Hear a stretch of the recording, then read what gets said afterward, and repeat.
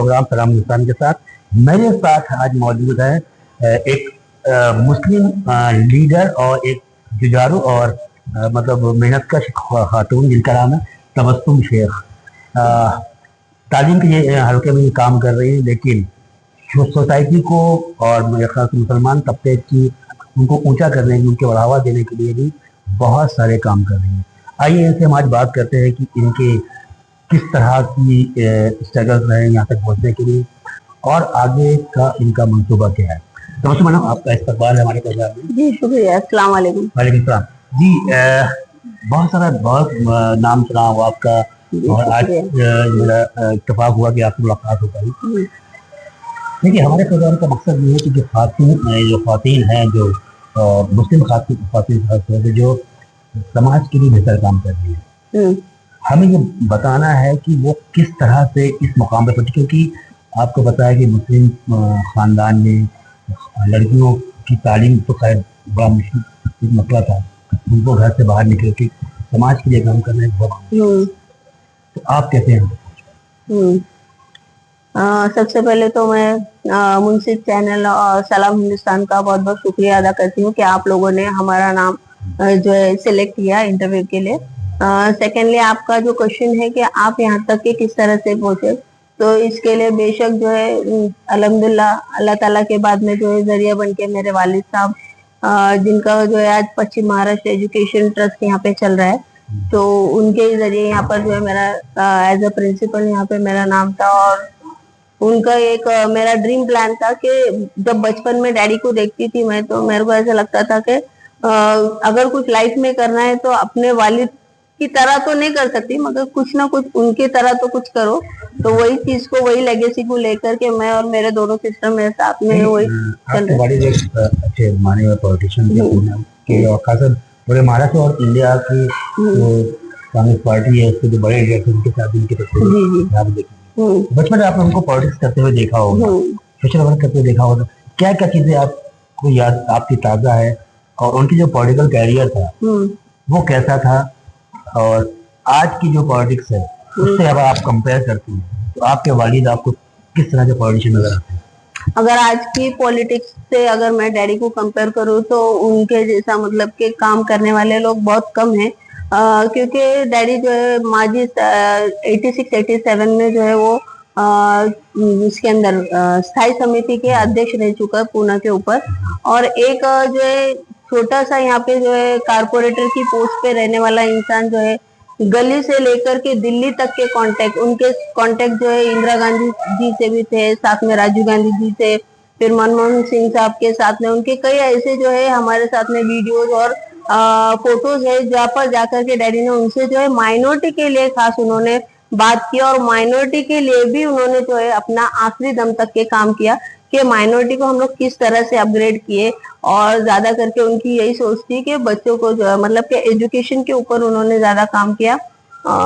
जैसा हम लोग देखते हैं कि आज की राजनीति में, सिर्फ आजकल की राजनीति में ये रह गया है कि 2 फोटो निकालो, 3 पैकेट बांट दो तो हमने ये बहुत भारी काम किया, 4 बैनर लगा दो तो हमने बहुत भारी काम कर दिया है। मगर वो राजनीति में ना फोटोबाजी थी, ना वहाँ पे सोशल मीडिया था, मगर फिर भी रशीद खान साहब ने जो अपना पॉलिटिकल कैरियर बनाया, उसके अंदर यहाँ से लेकर के प्राइम मिनिस्टर तक के कांटेक्ट एक साधारण कारपोरेटर के लिए बनाना बोले तो बहुत ही मुश्किल, नामुमकिन बात थी। वो मुमकिन बात को उन्होंने इतने अपने स्ट्रगल में, और इंसान का काम ही उसकी पहचान होती थी। अल्हम्दुलिल्लाह उनका काम भी ऐसा था कि आज तक भी हम जब जाते हैं, हमारा जो एरिया में डैडी ने काम किया है वहां पर भी जब उनका नाम लेते तो देव मानुष होता रशीद खान, अभी तक के भी ये जो है चीजें हम लोगों को सुनाई देती। तो इंसान का काम है उसकी पहचान है।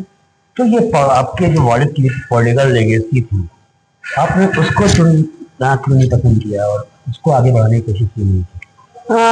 पॉलिटिकल लेगेसी में ये था कि मेरे वालिद के खुद ही अल्फाज थे कि बेटा तुम है हार्डवर्क, ये तुम्हारे खून के अंदर है कि मुश्किल काम में कभी तुम पीछे नहीं हटोगे, मगर तुम ये खुद अपने एफर्ट्स के ऊपर आगे बढ़ने की कोशिश करोगे और अल्हम्दुलिल्लाह इंशाल्लाह अल्लाह ताला तुम्हें कामयाबी भी देंगे।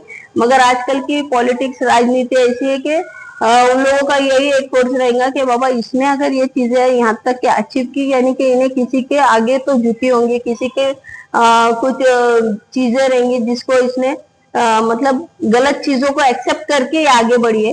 तो मैं नहीं चाहता कि वो गलत चीजों में तुम इन्वॉल्व हो, और पहले की राजनीति में अभी की राजनीति में जो है जी हजूरी और बाकी की चीजें गलत काम के अंदर इन्वॉल्व होना ये आम बात है। तो इसके अंदर है कि एजुकेशन फील्ड जो है ये साफ सुथरा और पाकीज़ा काम है, इसके अंदर अगर तुम रहोगी तो बहुत अच्छा है। नहीं, एक समाज के लिए पॉलिटिक्स का भी सही और अच्छा साफ सुथरा होना बहुत जरूरी है। आप जैसे अच्छे लोग, साफ सुथरे लोग अगर पॉलिटिक्स ज्वाइन करते हैं तो नहीं लगता कि पॉलिटिक्स सुधर सकती है? अच्छे लोग पॉलिटिक्स में आएंगे तो अच्छे पॉलिटिक्स का भी नई नई राह मिलेगी। जी, हम तो यही चाहते हैं कि जो लोग सही में समाज को सुधारने की ताकत रखते वही लोग पॉलिटिक्स में आए, और इंशाल्लाह देखते हैं अल्लाह ताला जो रास्ते जो बनाएंगे, कब किधर क्या हो कुछ नहीं बोल सकते हम लोग।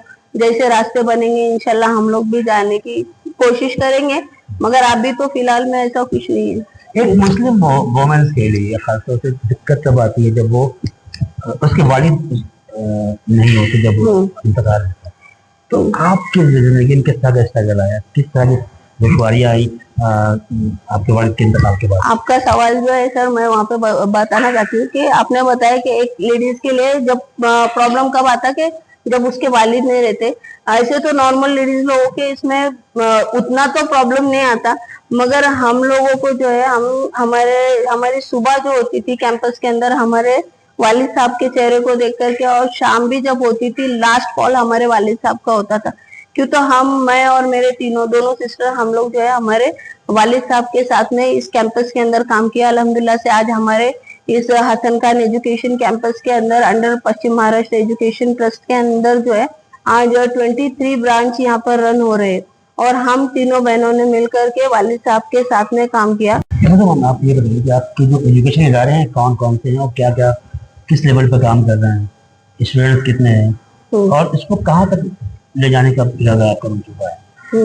सर अभी फिलहाल तो हम लोगों के पास 23 इंस्टीट्यूशन चल रहे हैं, प्री प्राइमरी टू बीएड चल रहे हैं। यहाँ पर प्री प्राइमरी के 4 सेक्शन चल रहे हैं, जिसमें एक इंग्लिश मीडियम का है और एक मराठी का, और 3 जो है ये उर्दू मीडियम के चल रहे हैं, जिसमें गुलशन में आयशा, लिटिल रोज और फुलबंद मराठी, ये 3 चल रहे हैं। फिर उसके साथ में हमारे 5 प्राइमरी सेक्शन चल रहे हैं, जिसमें 2 सेमी इंग्लिश के हैं और 3 जो है रेगुलर उर्दू के चल रहे हैं, और एक इसका इंग्लिश मीडियम का Rajiv Gandhi primary high school, और साथ ही जाहिद खान प्राथमिक माध्यमिक विद्यालय।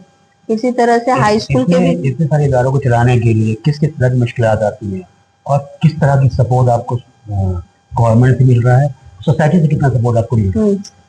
जी, ये बहुत अच्छा क्वेश्चन आपने पूछा है सर। कि यहाँ पर जो स्लम के अंदर इतना बड़ा इंस्टीट्यूशन चलाना, और ये भी माइनॉरिटी इंस्टीट्यूशन चल रहा है, ऐसा नहीं कि यहाँ पर जो है प्राइवेट में है या फिर इसके ऊपर कुछ अलग से लागत आ रही है। तो यहाँ पे गवर्नमेंट से हम लोगों को कोई सुविधा नहीं है। यहाँ पर आज हमारे पास जो है 4000 से ऊपर बच्चा हमारे सभी सेक्शन में मिला करके चल रहा है, और आस पड़ोस से भी कोई ऐसी हेल्प नहीं है कि यहाँ पे मुस्लिम का बच्चा अगर देखा जाए तो नॉन मुस्लिम में जो है महाराष्ट्रियन बच्चा हमारे पास 10 से 15% का बच्चा वहां पर है, और साथ ही जो है यहाँ पर इतना 75 से 80% ऐसा बच्चा है कि जो मुस्लिम का है। मगर आज हम लोगों के यहाँ पे बोलते हैं तो बहुत सी बातें होती है कि बाबा ऐसा करना चाहिए, हम लोगों के इसमें ऐसा है कि बच्चों की पढ़ाई के लिए हमें साथ देना चाहिए, ये करना चाहिए। मगर जहाँ पे बात होती है कि हम लोगों को पढ़ाई के ऊपर ध्यान देना चाहिए, आज यहाँ पे कोंडवा के अंदर बोलेंगे एजुकेशन की शुरुआत, और कोई भी एरिया को डेवलप होने के लिए सबसे पहले वहां पे जो है एजुकेशन की शुरुआत यानी कि स्कूल की शुरुआत होना बहुत जरूरी होती है। तो 1986 के अंदर जो है हमारे वालिद साहब ने सबसे पहले अगर एजुकेशन का बीज बोलेंगे या छोटा सा पौधा जो लगाया वो रशीद खान साहब ने लगाए, और वो चीज को लेकर के आज हम लोग चल रहे हैं, जिसके अंदर बहुत सी प्रॉब्लम आती है। क्योंकि मुस्लिम का बच्चा आज देखा जाए तो जो वेल सेट फैमिली होती है वो इंग्लिश मीडियम में सबको शौक है कि हमारा बच्चा इंग्लिश मीडियम से पढ़े, और जो ऐसे है कि रोजगार मतलब छोटे मोटे काम करते हैं, भाजी सब्जी के, फल फ्रूट के, या फिर घरों घर जो छोटे मोटे काम करते हैं डेली बेसिस पे, तो उनका बच्चा आज हमारे इंस्टीट्यूशन के अंदर पढ़ रहा है। और अल्हम्दुलिल्लाह से हमको खुशी है कि हम लोग जो है हमारे वालिद साहब की लेगेसी को लेके चल रहे हैं, क्योंकि अब्बा की यही सोच थी के जो है कम मतलब के जो नीचे के तबके के लोग हैं उनको एजुकेशन देना चाहिए। तो हमको खुशी है, समाधान है कि हम ये चीजें लेके चल रहे हैं, मगर आस पड़ोस के जो हमारे लोग हैं इन लोगों ने भी वो चीज को समझना चाहिए कि आज समाज को उठाने के लिए ये इदारा इतनी मेहनत कर रहा, तो इनका हम लोगों ने भी साथ देना चाहिए। ना कि 3,000 और 2,000 रुपए में आजकल कोई ऐसा इंस्टीट्यूशन नहीं है कि इतना क्वालिटी एजुकेशन देगा जिसके अंदर हम बच्चों को लाइब्रेरी की सुविधा दे रहे हैं, बच्चों को एवी रूम दे रहे हैं, बच्चों को कंप्यूटर लैब दे रहे हैं, बच्चों को जिला परिषद के एग्जाम के लिए कराटे के सॉरी कबड्डी के लिए बच्चे जा रहे हैं, खो खो के लिए जा रहे हैं, जिला परिषद के एग्जाम। आज लड़कियां हमारे पूरे हिजाब के अंदर, मुस्लिम की बच्चियां जो है जिला परिषद में खेलने के लिए जा रही है। मुझे बताइए पुणे के अंदर ऐसा कौन सा इंस्टीट्यूशन है जो हिजाब के अंदर बच्चों को जिला परिषद के एग्जाम के लिए उतार रहे हैं? तो आज इतने लेडीज लेकर के हम लोग जो है इसके ऊपर काम कर रहे हैं, मगर कोंडवा के अंदर कोई ऐसा जो क्या बोलेंगे नहीं है जो हम लोगों को ये चीज का क्रेडिट दे। कोई जरूरत नहीं, अल्लाह ताला क्रेडिट देने वाले हैं, हम लोगों को किसी की क्रेडिट की जरूरत नहीं है। मगर आज आपने ये बहुत अच्छा क्वेश्चन मेरे से पूछा, इसके लिए मैं जवाब दे रही हूँ। नहीं, देखिए किसी तरक्की पसंद समाज के लिए जरूरी है तालीम, और तालीम के हल्के में तबस्सुम काम कर रहे हैं। तो मैं समाज से भी मेरी अपील है कि तालीम के रास्ते में जो भी चीज़ें एज ए हेल्प करने के लिए अगर आती हैं तो आप उनका ताउन कीजिए, इनका साथ कदम से कदम मिला के चले, ताकि एक तरक्की पसंद जो है कि तालीम याफ्ता समाज की बुनियाद कायम की जाए। आज हम अभी यहाँ पे हम रुकते हैं और अगले प्रोग्राम में हम किसी और शख्सियत के साथ हाजिर होंगे। तब तक के लिए हमें इजाज़त दीजिए। अल्लाह हाफ़िज़।